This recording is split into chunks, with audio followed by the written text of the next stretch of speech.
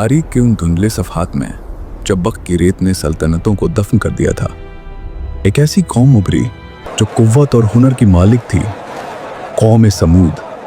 हजरत नूह के बेटे साम की औलाद। ये लोग कौम आद की तबाही के बाद वादी अल-खुरा की ज़रखेज़ वादियों में बसे, हिजाज और शाम के बीच।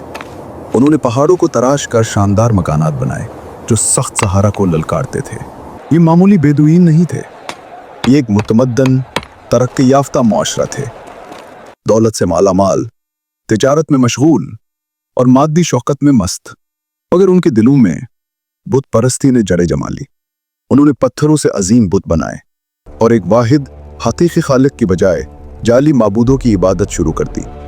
कुरान मजीद वो लाजवाल हिदायत में कौम समूद का जिक्र 23 मरतबा आया है, जो उनके दौर की जिंदा तस्वीर खींचता है। एक ज़माना जो हज़रत इब्राहिम से भी कबल का था। उनकी दारुल हुकूमत हिजर में थी, जिसे अब मदाइन साले कहते हैं। वहाँ उनके तराशे हुए खंडरात आज भी उनकी भूली अजमत के गूंगे गवाह हैं। ये लोग जो कुदरत और कामयाबी से नवाजे गए थे, ने अपनी महारत को पहाड़ों में महल तराशने और बुत बनाने में खर्च किया। जैसा कि कुरान की सूरह अल-अराफ 7-74 में इरशाद है, और याद करो जब उसने तुम्हें आद के बाद जानशीन बनाया और तुम्हें ज़मीन पर बसाया।